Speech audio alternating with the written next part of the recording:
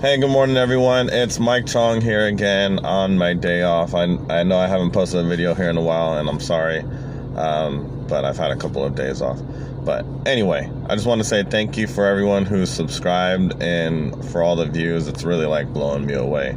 I'm just trying to put out some really good information for you guys. But it seems like a lot of you all who are viewing seem to either have already applied or are going through the process of like orientation and driver training and shadowing. But I really just wanted to go over a couple of things today and clarify some things. First, I just want to go over the lunch and breaks. Maybe I wasn't clear in my other video, but lunch and breaks, what I mean by comfort breaks is that to go to the restroom. I had someone say that you can't take lunches after 2:30, and which I would have to say I told that person in the comments that he was correct. And for the most part, it's not that you can't take lunches after 2:30. It's just that you have to have a specific reason for you to be taking lunch after 2:30. And I don't think anyone, even with their choice, would be like, hey, I'm gonna take my lunch after 2:30 if you get off at, if you're gonna be getting off at like 4:30 or 5, or I don't think anyone would go from 7:30 in the morning and then take their lunch after 2:30 anyways. But anyway, moving on. So you get one 30-minute lunch, 2 10-minute breaks. And what I mean by unlimited comfort breaks is that you get unlimited times to go to the restroom. And which means that if you take your 2 10-minute breaks, you're not just screwed over for the rest of the day if you have to go to the bathroom. You're not going to have to hold it or anything. So you can go to the restroom as many times as you need. But just know that if you're going like 5-6 times and you're saying like I was going to the bathroom, or they're gonna be like, you're probably gonna get questioned. So that's why I'm saying, like, if you take your 2 10-minute breaks, it doesn't mean you're stuck on your route and you can't go take another you can't go to the bathroom. You can't go take a break and go to the bathroom. But anyway, so another thing is calling out. Someone wanted to talk to me about calling out. So when I first started the post office, I needed to go to like a family function or something like that, and I needed that day off.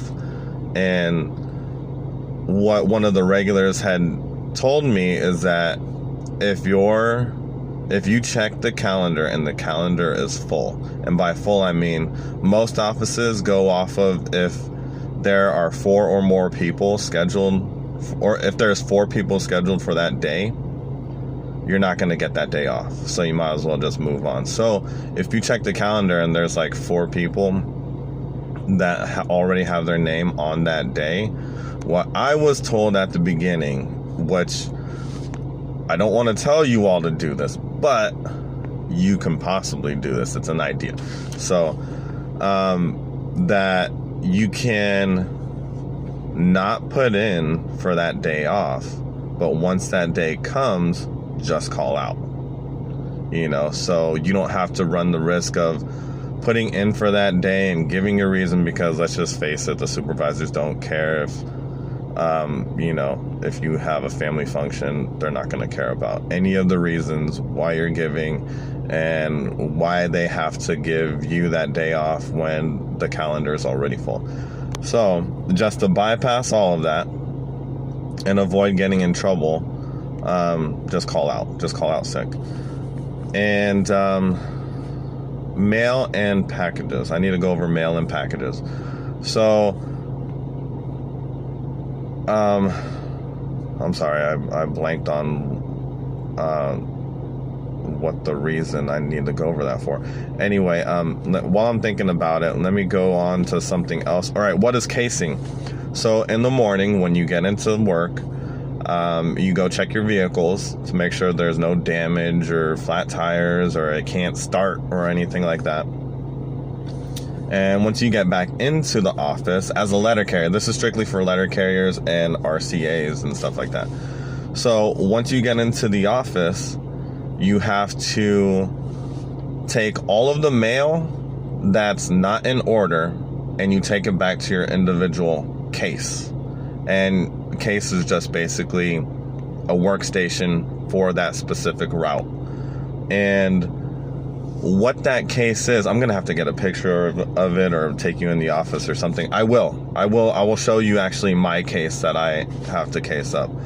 Just give me some time. So it has addresses on it and it has little slots that you can stick mail in. And what you do is you take all the mail that's not in order and you stick it in those corresponding addresses, which are in order on your route. So basically, once you get onto the street, you go to the address that you start at and you're just going down the line following the mail. So this mail goes to this mailbox next door, and you know that the next mail goes to the next door, and then so on. And it's just, most of the time it's really simple. You're just following the mail. So that's what casing is in the morning, is you're just sticking the mail that's unsorted into its proper place and then getting it ready to actually be taken out and delivered. And that moves me on to the postal terms. So when I say casing, that's basically just putting the mail in the case. You're gonna come across a lot more terms once you get into like orientation, and especially once you get to your actual station. I probably should make a video on that, but there's a lot of terms, so I'll make another video on that. And mail and packages, I made a note to talk about mail and packages. I think it was how to deliver it the best way you can. So when you start your route and they throw you out on your own for letter carriers, you don't have to deliver every single piece of mail. And before I get anyone in trouble, what I mean by that is that if you had cased up the route and once you get it out onto the street, you had stuck something where it wasn't supposed to go and it wasn't in order, it doesn't mean that you have to take that piece of mail all the way back to the address that it was supposed to go to. So you can just stick it off to the side and bring it back to the office at the end of the day. When I first started my job here at the post office, I was delivering everything. Like, I was taking so long. I was going back to addresses, and it was something that I really didn't have to do. As far as packages, you do have to go back, unfortunately, to deliver them. So,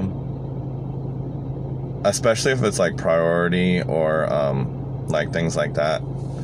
But you definitely probably shouldn't be bringing any packages back. And also, I mean, you'd be doing the customer a favor anyway, because they get the scan saying that it's out for the day, and you'd probably get in trouble for bringing a package back anyways, because I don't bring packages back at all unless it's like a customer hold or there was an animal interference, like there was a dog outside, and people at my office have gotten bit by dogs.